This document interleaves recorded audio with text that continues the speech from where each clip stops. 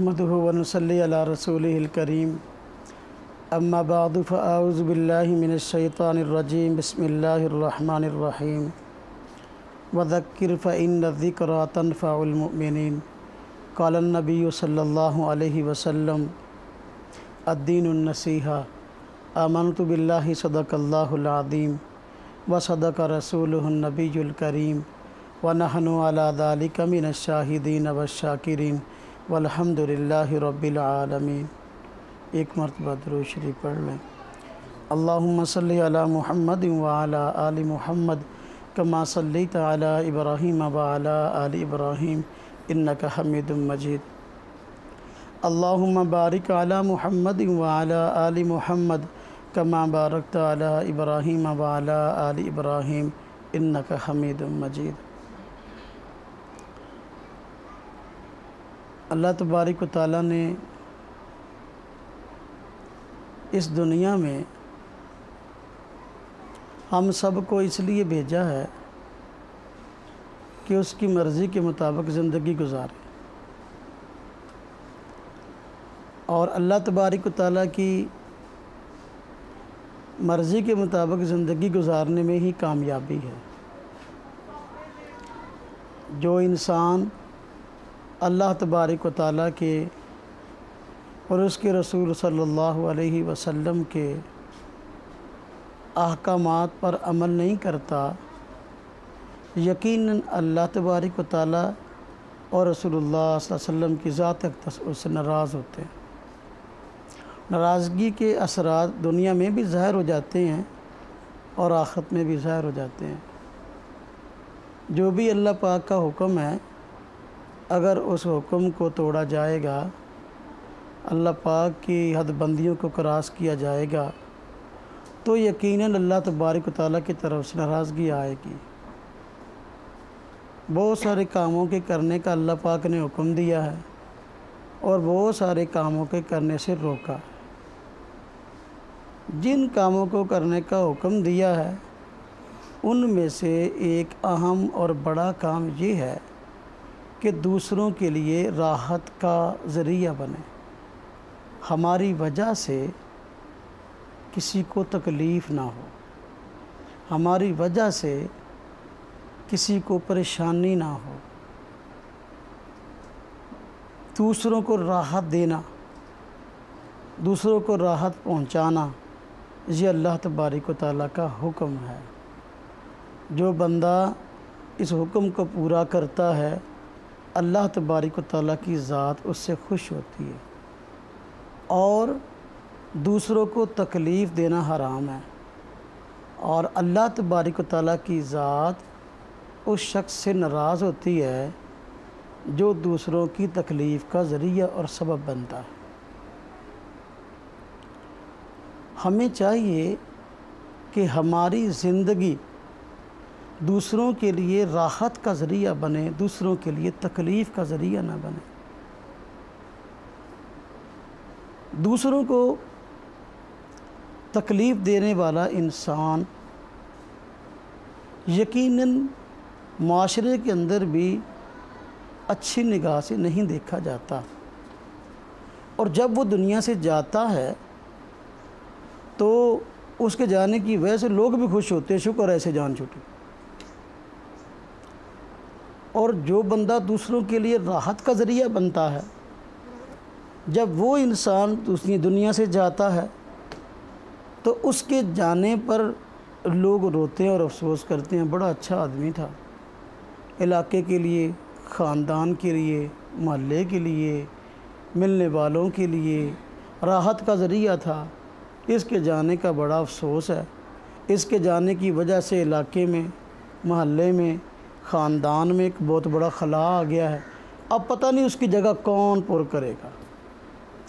لیکن جو دوسروں کو تکلیف دیتا ہے، دوسروں کے لیے ہر وقت برا ہی سوچتا ہے، تو جب وہ دنیا سے جاتا ہے تو لوگ اس کے جانے پہ خوش ہوتے ہیں کہ شکر ہے یہ گیا۔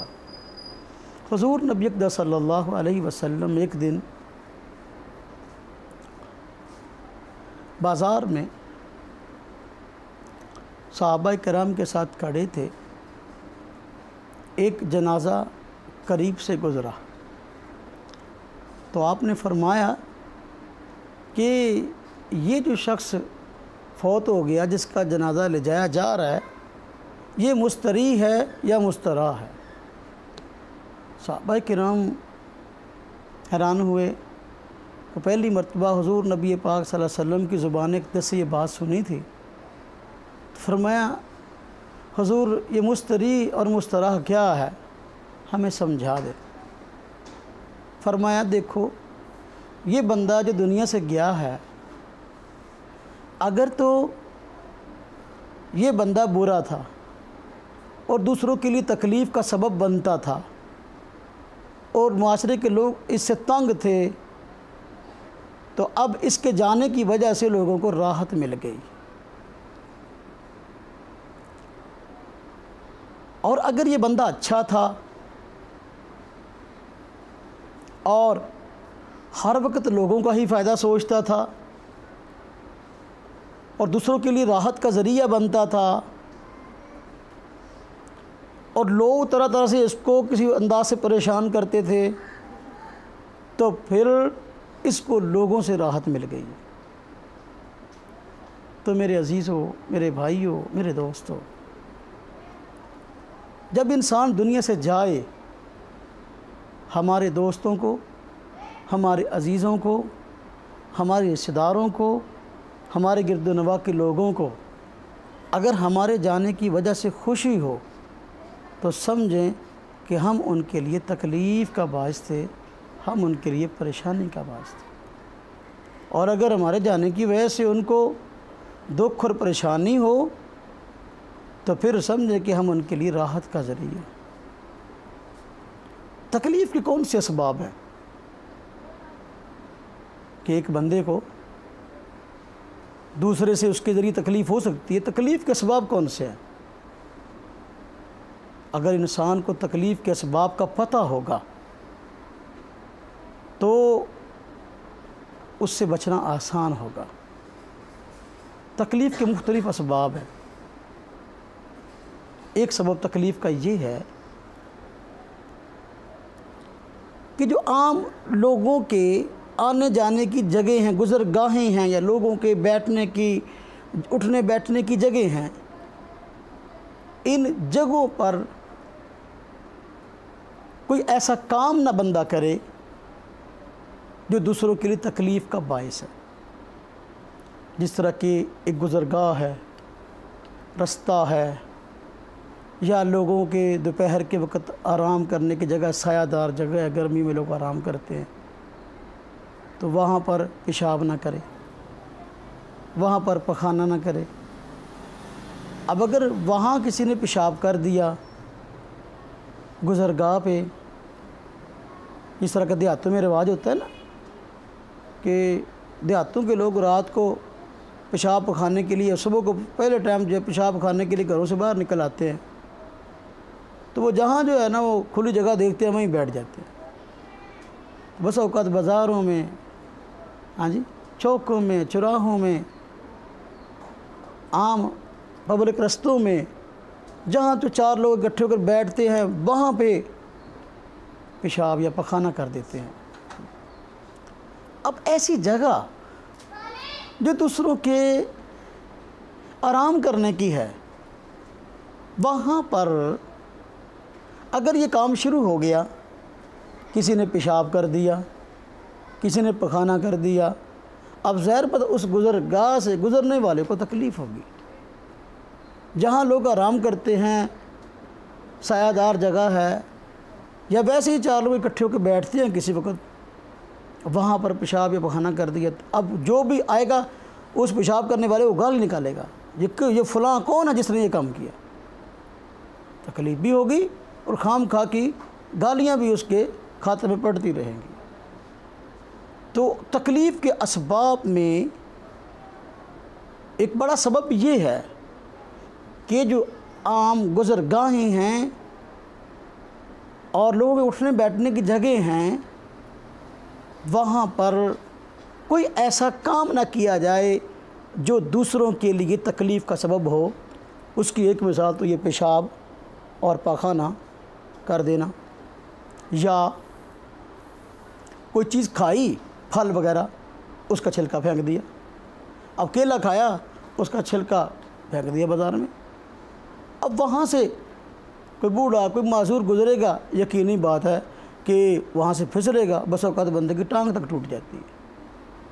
اب دیکھنے کو یہ بڑی معمولی سی بات ہے کہ بندہ جا رہا ہے اور کیلا کھایا اور چھلکا پھینک دیا، لیکن جس شخص کو یہ نقصان پہنچا کہ وہ پھسل گیا، گر گیا، اس کی ہڈی پسلی ٹوٹ گئی یا ویسے ہی گر گیا، کچھ بھی اس کو نہ ہوا، وہ فوراً جو ہے وہ کیلے کا چھلکا پھینکنے والے کو گالی دے گا، کس نے یہ کام کیا۔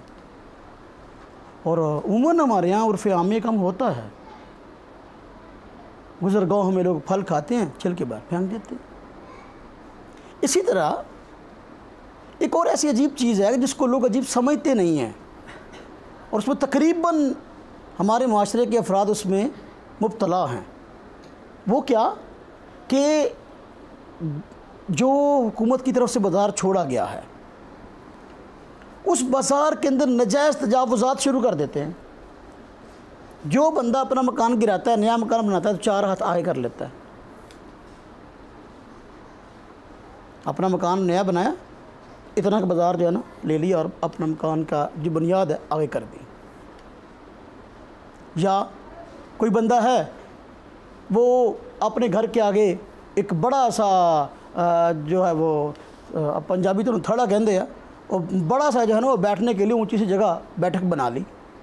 اب اگر بازار 20 فٹ کا ہے، 6-7 فٹ کا اس نے بنا لیا یہ کام بیٹھنے کے لیے، اپنے کرسیاں باہر نکال کے رات کو بیٹھ جاتا ہے، تو بازار 20 فٹ کا ہے تو ظاہر بات ہے 13-14 فٹ کا رہ جائے گا۔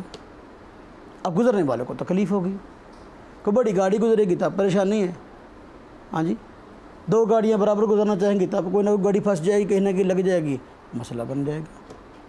اب اس نجائز تجاوز کے ساتھ اگر وہ گاڑی ٹکرا جاتی ہے، لڑائی بن گئی۔ اب وہ کہا دیکھو جی میں نے اتنا خوبصورت جو ہے نا یہ اپنے بیٹھنے کے لیے اپنے گھر کے سامنے یہ اپنا سسٹم کیا تھا، اس نے گاڑی اندر مار کے جو ہے نا اس کو توڑ دیا۔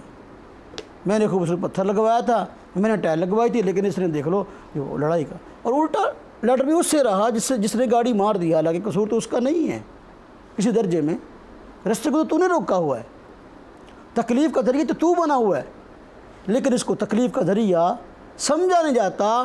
آپ دیکھ لیں ہر بازار کے اندر، ہر جگہ پر، شہروں میں دیہاتوں میں نجائز تجاوزات اتنے زیادہ ہو جاتے ہیں بسا اوقات کہ بڑے بڑے کھلے بازار بھی تنگ نظر آنے لگتے ہیں۔ اب لوگ کسی کا 1 کنال کا گھر ہو یا 5 مرلے کا گھر ہو، جو واش روم ہے نا، عموماً واش روم جو ہے وہ بازار کے اندر بناتے ہیں۔ Washroom 5 feet 6 feet 7 feet بنایا تو اس کی دیوار باہر کر کے وہ بازار میں بنا لیا، اس کو سوراخ بھی باہر کی طرف سے نکال دیا، ادھر بھی ادھر بھی ادھر بھی، تاکہ پورے محلے میں خوشبوئیں پھیلتی رہیں۔ اب یہ جو کام ہے یہ دوسروں کے لیے راحت کا ذریعہ تھوڑی ہے، دوسروں کے لیے تکلیف کا ذریعہ ہے، لیکن لوگ اس کو تکلیف کا ذریعہ سمجھتے نہیں۔ ہر بندہ اپنے گھر کے آگے جو ہے وہ اس طرح کے نجائز تجاوزات کرتا رہتا ہے۔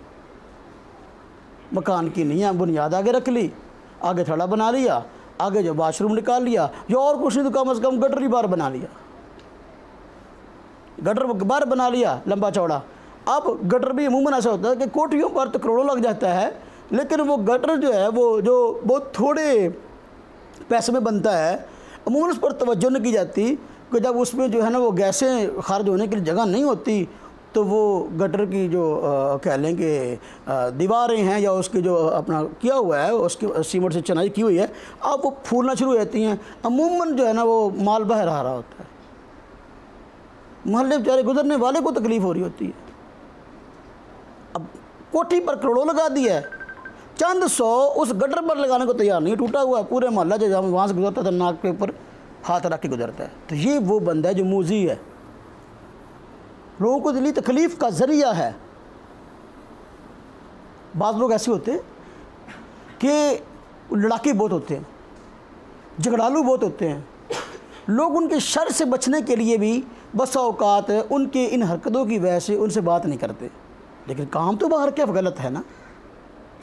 تھوڑا آگے ہو جائے وہ ساتھی کام تو باہر کیف کیا ہے؟ غلط ہے۔ جب کام غلط ہے تو اب بات رکھ اس کے شر سے بچنے کے لیے بولتے نہیں ہیں کہ یار اس سے بات کریں گے تو یہ لڑے گا، یہ الٹا ہوگا، ہمارا گریبان پکڑ لے گا، اپنی اصلاح کے لیے تیار نہیں ہوگا۔ ایسا شخص جب دنیا سے جاتا ہے تو پھر لوگ کہتے ہیں شکر ہے، اس سے راحت ملی۔ اب کہتے ہاتھوں میں بڑا عجیب کام ہوتا ہے کہ اپنے گھروں کو صاف ستھرا رکھتے ہیں لیکن جانور رکھے ہوئے ہوتے ہیں، جانور گھر بازار میں باندھ دیتے ہیں۔ اب جانور بازار میں باندھ دیا، وہ بھینس گائے وہ بار بار بازار کے اندر جو ہے نا وہ گوبر کر رہی ہے، پیشاب کر رہی ہے۔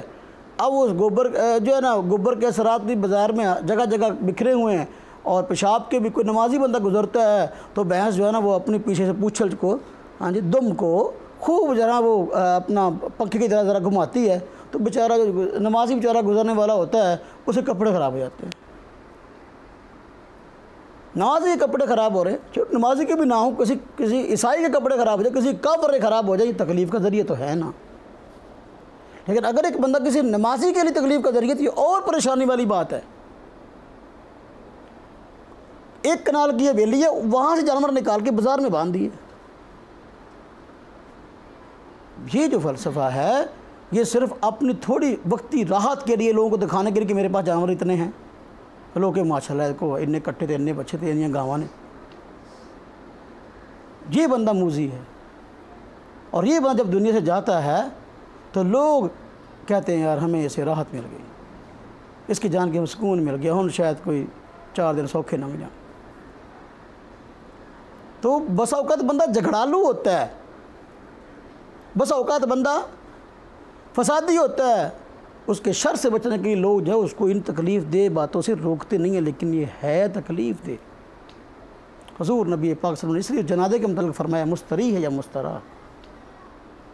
میرے بھائیو، میرے دوستو، میرے عزیزو، دوسروں کے لیے راحت کا ذریعہ بنے، دوسروں کے لیے تکلیف کا ذریعہ نہ بنے۔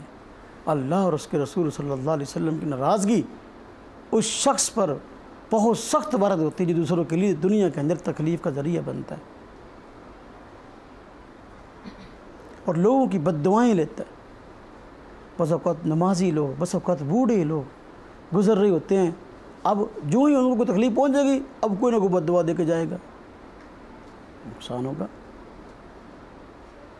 تو رستے کو پہلی بات جو میں نے بتائی کہ تکلیف کے اسباب میں سے جو پہلی چیز ہے وہ رستے کو جو ہے نا وہ صاف رکھنے کی بجائے کسی نہ کسی اعتبار سے اس کو پراگندہ کر دیا، کوئی نہ کوئی ایسا کام کر دیا جس کی وجہ سے گزرنے والوں کو تکلیف ہو رہی ہے، تو یہ تکلیف کا سبب ہے۔ ایسا شخص موذی ہے۔ اب دیکھیں بعض لوگ ہوتے ہیں اچھے خاص سمجھدار، 5 کروڑ کی کوٹھی بنا لی، وہ جو پرانا مکان گرایا تھا نا اس کے چھوٹے چھوٹے جو ہے نا وہ ٹکڑے جو اپنا پنجابی میں سے روڑا کہتے ہیں، وہ کچرا تو سکریپ، وہ اب جو ہے نا وہ گھر کے باہر ایک جگہ پہ ڈھیر لگا دیا بازار پہ۔ مزدوروں کو ویسے لاکھوں کی مزدوری دے دی کوٹھی کے بنانے میں، اب وہ نہیں اٹھوا رہا، کئی مہینے ہو گئے وہی پڑا ہوا۔ وہاں سے کوئی ریڑھی گزرتی ہے، وہاں سے کوئی سائیکل گزرتا ہے، وہاں سے کوئی موٹر سائیکل گزرتا ہے، بیچاروں کو تکلیف ہے۔ وہ کچرا بازار میں جگہ جگہ بس اوقات بکھر جاتا ہے، چھوٹے بچے ہوتے ہیں گلی میں اٹھاتے ہیں، ایک دوسرے کو مارتے ہیں، پھینکتے ہیں، تب لڑائی شروع ہو جاتی ہے۔ اور دیکھیے اس لیے حضور نبی پاک صلی اللہ علیہ وسلم نے رستے تکلیف دہ چیز کو ہٹانا اس کو بہت بڑی نیکی بتایا، لیکن اگر تکلیف چیز کو ہٹانا نیکی ہے، تکلیف دہ چیز کو ڈالنا یہ کس قدر پریشانی کی بات ہے۔ میرے بھائیوں، ہم اس بات کا بڑا خیال کریں کہ ہماری گزرگاہیں، ہمارے رستے، ہمارے اٹھنے بیٹھنے کی جگہیں یہ کبھی ہماری وجہ سے متلوث نہ ہوں اور یہ دوسروں کے لیے تکلیف کا ذریعہ نہ بنے۔ دوسری چیز جو عموماً تکلیف کا ذریعہ بنتی ہے ہمارے معاشرے میں اور ہم سب اس میں مبتلا ہیں، وہ ہے دوسرے مسلمانوں کے نام بگاڑ دینا۔ اچھا بھلا بچے کے والدین نے اس کا نام بڑا خوبصورت رکھا ہے، کسی نبی کے نام پہ ہے، کسی صحابی کے نام پہ ہے، اہل بیت کے نام پہ ہے، کسی ولی کے نام پہ ہے، تو اس اچھے نام کو پکارنے کی بجائے اس کا نام اور الٹا رکھ دیا۔ کسی کا نام کوڈو رکھ دیا، کسی کا نام کڑا رکھ دیا، کسی کا نام موٹا رکھ دیا، کسی کا نام جو ہے وہ پتہ نہیں کیا کیا نام ہے۔ قرآن کریم میں اللہ تبارک و تعالیٰ نے اس سے منع فرمایا، وَلَا تَنَابَزُوا بِالْأَلْقَابِ، فرمایا کہ دوسروں کو برے القابات سے یاد نہ کرو، جب ان کے اچھے نام موجود ہیں تو ان کو اس نام سے پکارو، غلط ناموں سے نہ پکارو۔ اب ایک بندے کا نام عبد الرحمن ہے، اللہ پاک کے پسندیدہ ناموں میں سے ایک نام ہے۔ ایک بندے کا نام عبداللہ ہے، اللہ کے پسندیدہ ناموں میں سے ایک ہے، اب اس کو دلہ کہنے لگے، نام عبداللہ ہے، اللہ تعالیٰ کے پسندیدہ ناموں میں ہے، نام بگاڑ دیا۔ نام عبد الرحمن ہے، نام بگاڑ دیا، مانی مانے، اب یہ کیا ہے؟ یہ ہم نے نام بگاڑ دیا۔ اس کا نام اللہ پاک کے پسندیدہ ناموں میں سے چن کر اس کے والدین نے رکھا، تاکہ جب اس کو پکارا جائے تو اللہ تبارک و تعالیٰ کا نام اور اس کا اللہ کا بندہ ہونا، اللہ کا جو ہے وہ فرمان بردار ہونا ظاہر ہو۔ عبد الرحمن کا بندہ، رحمان کا بندہ، پھر ہم نے اس کا نام وہی رکھ دیا۔ تو برے القابات سے یاد کرنا یقیناً یہ تکلیف کا باعث ہے۔ جس کو برے نام سے یاد کریں گے یقیناً وہ ہمارے لیے کبھی بھی دعا تو نہیں کرے گا، وہ پریشان ہوگا۔ بسا اوقات بندہ معاشرے میں ان برے القابات کی وجہ سے اتنا پریشان ہو جاتا ہے، کئی بندے تاریخ میں ایسے پڑے گئے ہیں جنہوں نے خودکشی تک کر لی، کہ لوگوں نے میرا نام ہی اس طرح کا ڈالا ہوا ہے الٹا کہ جو ہے نا وہ میں جب گھر سے باہر نکلتا ہوں تو میرا جینا حرام ہو جاتا ہے، خودکشیاں تک کر لی انہوں نے۔ تو میرے بھائیو، کسی کا نام الٹا نہ رکھیں۔ اگر ہم کسی کا نام الٹا رکھیں گے یقینی بات ہے کوئی ہمارا بھی رکھے گا، اور یہ جھگڑے اور فساد کا ذریعہ ہوگا۔ اچھے نام، اب دیکھیں ایک بندے کا نام ہی کوئی بھی ہے، بسا اوقات سیدھا نام بھی لیں تب بھی نام لینا بھی بسا اوقات جو ہے تکلیف کا باعث ہوتا ہے۔ تو نام لیں، اس کے ساتھ کوئی آپ اچھا کلمہ لگا دیں، ہاں جی، اچھا کلمہ، اچھی بات ساتھ لگا دیں تاکہ اس کا نام بھی لیا جائے تو اچھا۔ اب دیکھیں مثلاً بڑا ہے، بڑے کا تو نام لے کے پکارنا بھی غلط ہے نا۔ اور ہمارے ابو جی ہیں، اب ان کا نام جو ہے وہ خالد ہے، اس کو کہنا اے خالد گال سننے، ٹھیک ہے، نام لینا بھی غلط ہے، نام لینا بھی۔ یا اب والد صاحب ان کو کہتے ہیں والد صاحب یا ابو جی یا ابا جی، جو کوئی بھی نئے نام ہے آج کل، ان کو اے ابیا گال سن، یہی بھی ادبی ہے۔ مطلب یہ کہ بعض نام ایسے ہوتے ہیں بس وقت صرف نام سے نہیں پکارا جاتا، بلکہ نام کی جگہ رشتے کو ذکر کی جاتا ہے۔ اگر بڑا نہیں ہے ہم سے، ہم رشتے سے نہیں پکار سکتے، اور کچھ نہیں، بھائی کہہ لیں یار۔ آپ کو ان کا نام نہیں آتا، آپ کو ان کا نام نہیں آتا تو آپ بھائی جان میری بات سننا، آپ بھائی کہہ لیں اس کو۔ لیکن یہ کہ برے القابات سے یاد کرنا بڑا عجیب ہے۔ آپ کے ہم عصر ہے، آپ کا ہم عمر ہے، ہاں جی، آپ اسے نام لے کے اگر پکارنا چاہتے ہیں صاحب لگا لیں، نام خالد ہے، خالد صاحب ذرا گال سنیں۔ آپ نے کبھی غور کیا؟ میں اپنی بات کرتا ہوں، کبھی آج تک مجھے یاد نہیں ہے کہ میں نے کبھی کسی بچے کو پکارا ہو تو کبھی اس کا سیدھا نام لیا ہو۔ صرف میں عموماً صاحب کہتا ہوں، عموماً صاحب کہتا ہوں۔ وہ ساتھ استاد ہیں نا جی، ان کا نام میں نے کیا لینا ہے؟ استادوں کے میں مولانا صاحب کہتا ہوں، کبھی مولوی صاحب بھی نہیں کہا۔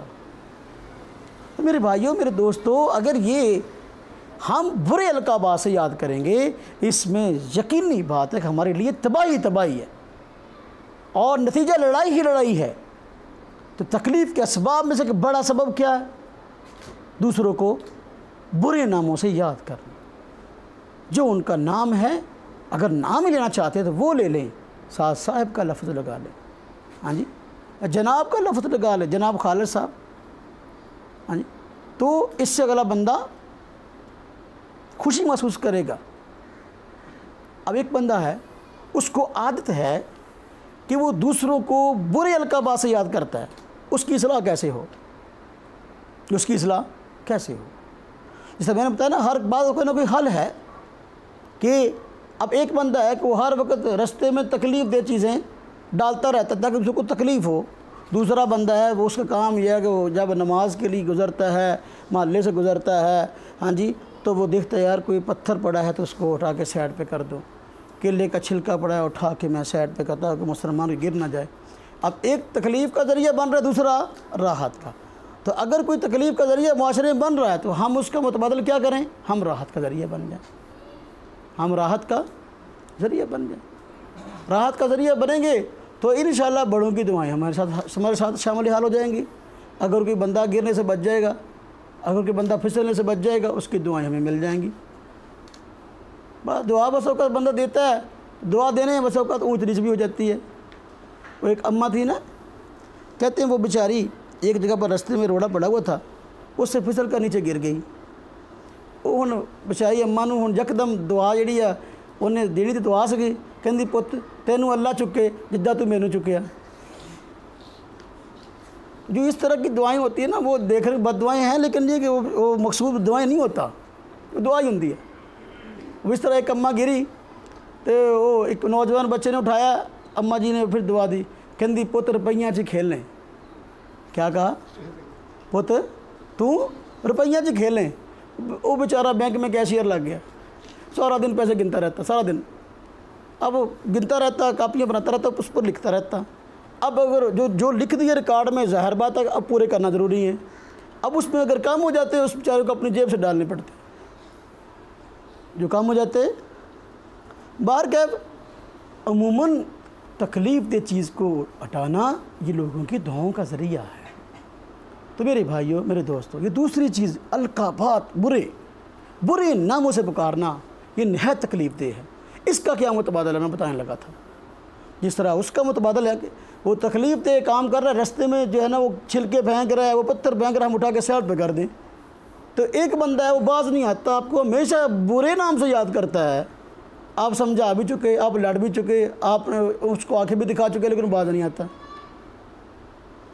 اب اس کا حل یہ ہے کہ آپ اس کو بڑے اچھے اور بہترین لہجے میں اس کو نہایت ادب کے ساتھ پکاریں،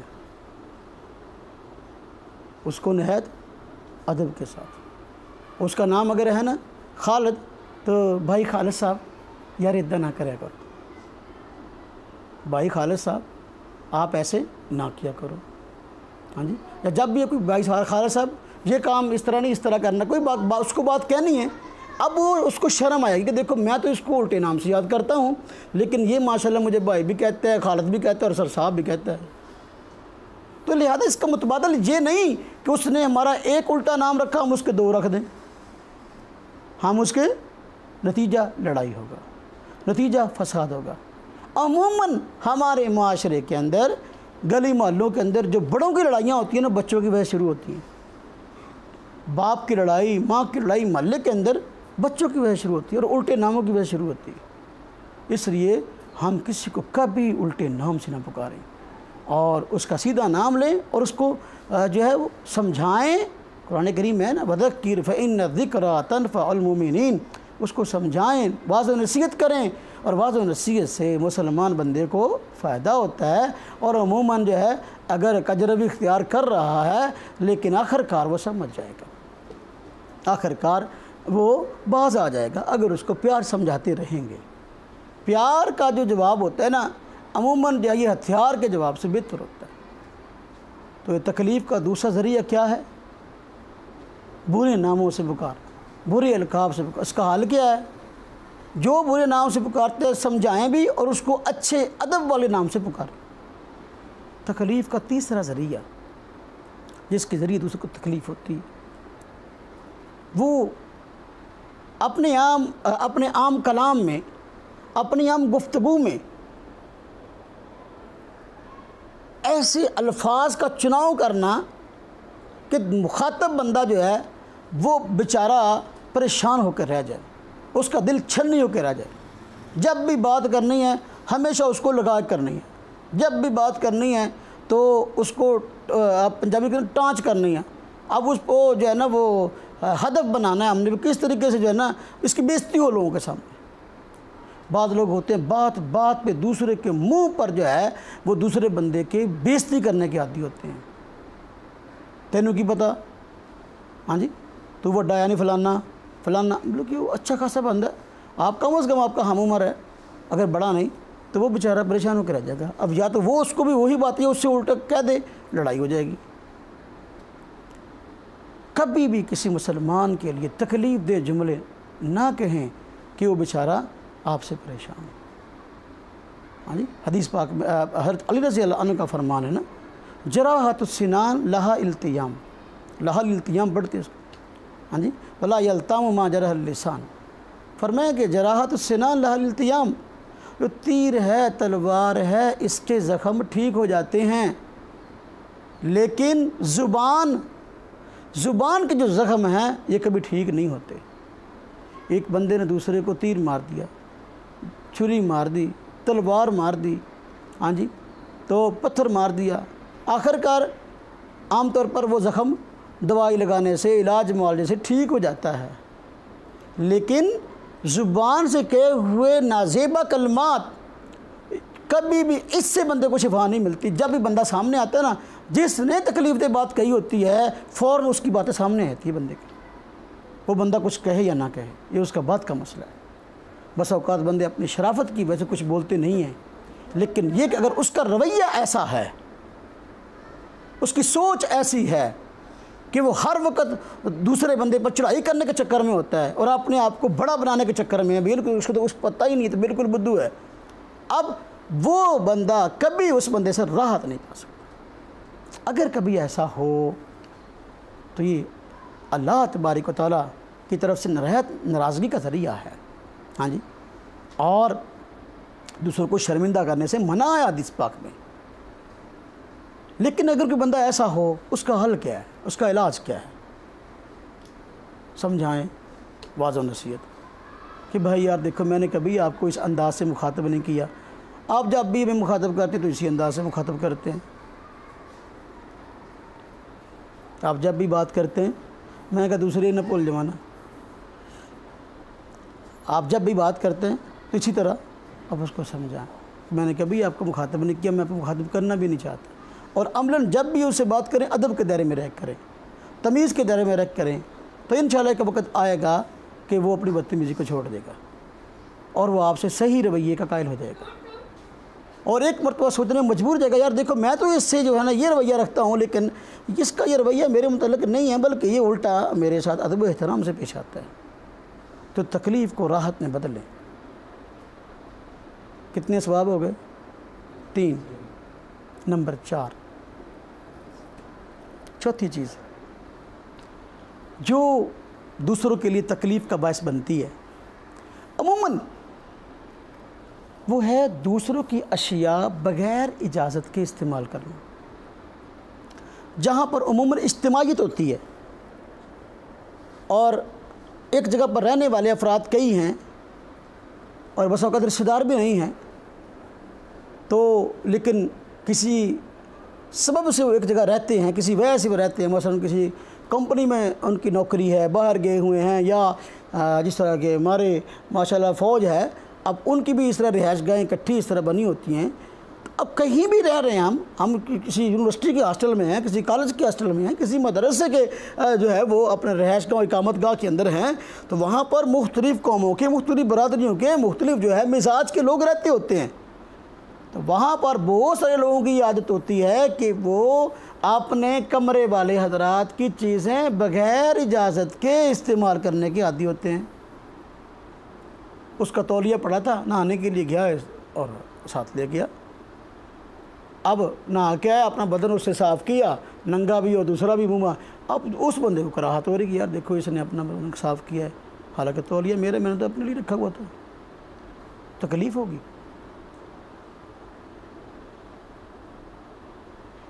اور کوئی بھی استعمال کی چیز ہے، صابن پڑا ہے اس کا ذاتی صابن ہے، اٹھایا اس کی اجازت کے بغیر اور جا کے نہ آ گیا اب اس کو تکلیف ہو رہی ہے۔ کوئی بھی چیز کسی کی بغیر اجازت کے استعمال کر رہے ہیں ہم، یقیناً اس کو تکلیف ہوگی اس سے، اور وہ یا تو آپ سے لڑے گا یا پھر جو بھی ذمہ دار حضرات ان سے کہے گا یار اس سے میری جان چھڑاؤ، مجھے کوئی اور جگہ منتقل کر دو، میں اس کے ساتھ رہنا نہیں چاہتا۔ کسی کی چیز بغیر اجازت کے استعمال نہ کریں۔ عموماً ایسا ہوتا ہے جو لوگ کسی کی چیز بغیر اجازت کے استعمال کرتے ہیں تو اگر ان کو اس بات سے روکا جائے نا الٹا لڑائی شروع کر دیتے ہیں۔ پھر کیا ہوا، میں نے استعمال کر لیا، ہونا کیا تھا، اس کو تکلیف ہوئی، اور کیا ہوا، اور کیا کرنا چاہتے ہو، اور کرنا کیا چاہتے ہو؟ اس کی چیز کو استعمال بھی کر لیا، اب اس کو اعتراض کا حق بھی نہیں ہے۔ عجیب بات ہے میرے بھائیو، میرے دوستو، میرے عزیزو، کسی کی چیز اس کی اجازت کے بغیر کبھی استعمال نہ کریں۔ جس طرح کہ ہمارے ہاں ہم مدرسے میں ہیں تو ہمارے ہوتا ہے کسی کی ٹوپی پڑی ہے اٹھا کے سر پہ لے لو، کسی کا رومال پڑا ہے اپنے استعمال میں لے آؤ، ہاں جی، کسی کا بستر پڑا ہے آرام سے اس کو بچھاؤ اور سو جاؤ۔ اب جو بیچارہ جب وہ سونے لگا دیکھا میرا بستر نہیں پہ ڈھونڈتا رہا، پھر دیکھا بے درسا اس پہ سوئے ہوئے ہیں۔ اب جب اس نے کہا چھوڑو تو اسے لڑائی شروع کر دی۔ یہ چیز بیٹا، یہ آپس کے معاملات جو تکلیف والے ہیں ان کو ختم کرنے کی عادت بنانی چاہیے۔ اپنے پاس چیز موجود ہے اس کو استعمال کر لیں، اگر اپنے پاس چیز موجود نہیں ہے صبر کر لیں، نہ استعمال کریں۔ پھر کیا، مثلا میں اچانک میرے پاس معاملہ ہوا کہ میں نہانے کے لیے جانے لگا، میرا اپنا صابن ختم ہو گیا تھا۔ اب میں اس کا حل یہ نہیں کہ میں اٹھاؤں دوسرے کا صابن اس کی اجازت کے بغیر اور لے جاؤں، بعد میں الٹا لڑوں بھی ہاں، پھر کیا وہ میں لے گیا تو نہیں، میں بغیر صابن کے نہا لوں۔ میں پیسٹ کرنے کے لیے جانے لگا، دیکھا تو میرے پاس پیسٹ ختم ہو گیا، اب میں نے اس کی پیسٹ نکال کے جو ہے لگائی برش پہ، اور جا کے اب اس نے دیکھا وہ پریشان ہو رہا ہے۔ ایسا نہیں میں برش بغیر پیسٹ کے کر لوں، یہ کون سا کوئی ایسا معاملہ ہے؟ میرے بھائیوں، میرے دوستوں، میرے عزیزوں، کسی مسلمان کی دلی خوشی کے بغیر اس کی چیز کو استعمال کرنا حرام ہے۔ اگر ایک بندہ اس طرح کرتا ہے واضح و نصیحت سے اس کو سمجھائیں، اور اس کا ایک حل یہ ہے کہ اگر آپ کے پاس حوصلہ ہے، اگر آپ کے پاس طاقت ہے تو وہ چیز اس کو، اب سمجھتے ہیں یار بیچارہ یہ مجبور بھی ہے، مستحق بھی ہے، خرید بھی نہیں سکتا، اس کو ہدیہ کر دیں تاکہ روزانہ لڑائی موک جائے۔ تسی اپنا تولیہ نواں لے سکتے ہو، جہاں انہیں لے لیا تو انہوں کی عادت ہی رہی ہے، تاکہ بار بار آج اس نے آپ کا جس کے پاس نہیں ہے وہ تولیے کے بغیر نہاتا نہیں ہے۔ ہاں جی، بعض لوگ ہوتے ہیں نا وہ تیل تولیے کے بغیر نہاتے نہیں ہیں، ان کے یہاں یہ فرائض میں شامل ہوتا ہے۔ وہ ایک بندے سے کسی نے پوچھا نا غسل کے کتنے فرض ہیں، کہنا 3، کہڑے کہنا صابن تیل تولیہ۔ تو بعض لوگ اس کو غسل کے فرائض میں شمار کرتے ہیں۔ اب پتہ ہے یہ بیچارہ اس کے بغیر نہاتا نہیں ہے، آج میرا جو ہے نا اس نے جیسے بغیر استعمال کی، کل کو اس کا کرے گا، پرسوں کو اس کا، تو میرے پاس اتنے پیسے الحمدللہ موجود ہیں کہ میں نیا تولیہ لے سکتا ہوں، تو میں اپنا تولیہ اس کو ہدیہ کروں تاکہ دوسرے لوگ تکلیف سے بچ جائیں۔ سمجھ آئی بیٹا بات؟ وگرنہ عموماً مزاج یہ ہونا چاہیے کہ بندہ خود بھوکا رہ لے، خود پیاسا رہ لے، خود جو ہے وہ اس چیز کو استعمال کرنے کے بغیر اپنا گزارا کر لے، لیکن دوسرے کی چیز کبھی بھی جو ہے اس کی اجازت کے بغیر مال غنیمت سمجھ کر استعمال نہ کرے، دوسروں کے لیے راحت کا ذریعہ بنے۔ کتنی چیزیں ہو گئیں؟ پانچویں ذکر کرتا ہوں، بات ختم کر دیتا ہوں۔ پانچویں چیز جو دوسروں کے لیے تکلیف کا ذریعہ بنتی ہے وہ ہے دوسروں کی بلا وجہ جاسوسی کرنا، بلا وجہ دوسروں کی جاسوسی، دوسروں کی عیب تلاش کرنا۔ وہ دیکھوں یہ عصر کی بات کیا کرتا ہے، یہ مغرب کے بعد جو ہے نا کس کے ساتھ بیٹھتا ہے، گد پیر کو جو ہے نا کب سوتا ہے، یہ کب اٹھتا ہے، یہ کس کے ساتھ اٹھتا ہے، کس کے ساتھ بیٹھتا ہے، ہاں جی، کس کے ساتھ اس کا تعلق ہے۔ خام خواہ آپ کی کوئی شرعی ذمہ داری نہیں ہے اس کی جو ہے نا وہ دیکھ بھال کی، خام خواہ اس کی جاسوسی کرتے پھرو، پھر اس کا کوئی عیب ڈھونڈ کر پھر دوسروں کو بتاتے پھرو۔ قرآن کریم میں اللہ تبارک و تعالیٰ نے اسے منع فرمایا وَلَا تَجَسَّسُوا، دوسروں کی جاسوسی نہ کرو، دوسروں کی جاسوسی نہ کرو۔ جاسوسی کریں گے، خام کھا کے ٹول لگائیں گے، عیب تلاش کریں گے، دوسروں کو بتائیں گے، اس کا نتیجہ یہ ہوگا کہ وہ کم از کم آپ کے عیب بھی تلاش کر کے دوسروں کو بتانا شروع کر دیں۔ اگر کسی مسلمان بھائی کے عیب پر آپ مطلع ہوئے ہیں، ویسے تو اس عیب کو چھپا لیں۔ اگر اس عیب کی وجہ سے آپ سمجھتے ہیں کہ امانتاً دیانتاً کو بہت بڑا نقصان ہو رہا ہے، اجتماعی نقصان ہو رہا ہے، تو پھر اس سے متعلقہ بندے کو بتائیں، آپس میں خود کوئی آپس میں چغلی غیبت نہ کرتے پھریں۔ متعلقہ بندے کو بتا دیں جس کے پاس اس مسئلے کا حل ہے کہ یہ اس طرح ہے، اجتماعی نقصان اس وجہ سے ہو سکتا ہے، تو اس کو بتا دے بس۔ آج جو ہمارا میڈیا ہے نا، میڈیا کا یہی کردار ہے، دوسروں کے عیب تلاش کرو اور دوسروں کو جو ہے نا بتاتے پھر اس میں یہ عیب ہے، اس میں یہ عیب ہے، اس میں یہ عیب ہے، تاکہ اس کے ذریعے سے میری لائکر بڑھ جائیں، سبسکرائبر بڑھ جائیں، ویور بڑھ جائیں، ہاں جی، میرا چینل ہمارا جو اوپر سے اوپر چلے جائے۔ صرف کیا دوسروں کے عیبوں کو جو ہے نا تلاش کر کر کے ڈھونڈ کے جو لوگوں کے سامنے پیش کرنا ہے۔ میرے بھائیو، دوسروں کی خوبی کو بیان کریں، عیب تو خاموش ہو جائیں، عام طور پر وقتی طور پر آپ خاموش ہو جائیں۔ اگر آپ کی ذمہ داری نہیں ہے اس شخص کی دیکھ بھال کی، پھر آپ خاموش ہو جائیں، ورنہ تنہائی میں اس کو واضح نصیحت کر لیں، بجائے اس کے کہ آپس میں گروپ بنا کوئی نہ کوئی جو ہے نا وہ اس کے خلاف محاذ کھولیں۔ میرے بھائیو، میرے دوستوں، میرے عزیزوں، یہ جو آج میڈیا والے ہیں نا، ان کی ساری محنت، میں انہیں بھی نصیحت کے طور پر بات عرض کرتا ہوں کہ بھئی دوسروں کے عیب ہر وقت تلاش کرتے ہو، اور 24 گھنٹے کا تمہارا مشغلہ یہ ہے کہ تم دوسروں کے عیب تلاش کر کر کے میڈیا پر دیتے ہو، تو لوگ کہیں واہ اس کی تحقیق بڑی ہے۔ تحقیق نہیں ہے، ہاں جی، یہ تحقیق نہیں ہے، یہ تو تخریب کاری ہے۔ اگر آج آپ نے یہ مشغلہ بنا رکھا ہے کہ دوسرے ٹی وی چینلوں والے آپ کی زیادہ آفر کروا کے آپ کو جو ہے نا خرید رہے ہیں کہ واہ جی آپ تو بڑی تحقیق اس طرح پیش کرتے ہیں لوگوں کے عیب ڈھونڈ کے، تحقیق کے نام پر آپ ہمارے چینل میں آ جاؤ، اگر آپ پہلے 3 لاکھ تنخواہ لیتے ہو تو ہم سے 5 لاکھ لے لو، 5 لاکھ لیتے ہو تو ہم سے 10 لاکھ لے لو، دنیا میں تو اس کو پیسے مل جائیں گے۔ لیکن میرے بھائیوں، جس کا پوری زندگی کا یہ مشغلہ رہا کہ وہ دوسروں کے عیب تلاش کرتا رہا، ان کی جاسوسیاں کرتا رہا، لیکن کل قیامت کے دن اب ساری انسانیت جمع ہوگی، اب اس کے عیب بھی پوری انسانیت کے سامنے بتائے جائیں گے۔ حضور نبی پاک صلی اللہ علیہ وسلم نے ارشاد نہیں فرمایا کہ اللہ تبارک و تعالیٰ اس شخص کی پردہ پوشی فرما لیتا ہے جو دوسرے کی دنیا کے اندر پردہ پوشی کرتا رہا، لیکن جو دوسروں کے عیب ڈھونڈتا رہا اور دوسروں کو بتاتا رہا، آخر کار نتیجہ یہ ہے کل قیامت کے دن اللہ تبارک و تعالیٰ بھی اس کو پوری دنیا کے سامنے رسوا کریں گے۔ اس لیے میڈیا پر کام کرنے والے ہمارے بھائی، ہمارے دوست، خام خواہ جو ہے وہ ایسا انداز اختیار نہ کریں کہ مقصد صرف اس کی ذات کو مجرور کرنا ہے۔ جس طرح کہ آج کل بہت سارے ٹی وی چینل جو ہے بہت ساری جماعتوں نے خریدے ہوئے ہیں، کوئی نون لیگ کا ہے، کوئی پی ٹی آئی کا ہے، کوئی پیپلز پارٹی کا ہے، ہاں جی، اب ان کا کام ہے 24 گھنٹے مشن ہے کہ دوسری جماعت والوں کی جو ہے نا وہ بدخوئیاں اور دوسرے جماعت والوں کے عیب تلاش کر کر کے جو ہے نا دیتے ہی رہنا، جھوٹ سچ جھوٹ۔ وقتی طور پہ تو شاید کہ بدنام ہو جائے اور 4 پیسے مزید تمہیں اس پارٹی کی طرف سے حاصل ہو جائیں، لیکن میرے بھائیوں، میرے دوستوں، میرے عزیزوں، اللہ تبارک تعالیٰ کی بارگاہ میں حساب دینا بڑا مشکل ہوگا۔ اس کا حل یہ ہے، جو بندہ دوسروں کی جاسوسی کرتا ہے اس کو پیار و محبت سے سمجھایا جائے۔ قرآن پاک میں وَذَكِّرْ فَإِنَّ الذِّكْرَىٰ تَنفَعُ الْمُؤْمِنِينَ، بھائی وعد و نصیحت کیجئے، اس لیے کہ وعد و نصیحت سے مسلمانوں کو فائدہ ہوتا ہے، تو اس کو سمجھائیں بھائی، کچھ عیب اپنے بھی ہیں، ذرا اس پر بھی بیٹھ کر رات میں غور کر لیا کرو، ہاں جی، ہر وقت دوسروں کے عیب کی تلاش میں نہ رہا کرو، اس کو سمجھانا چاہیے۔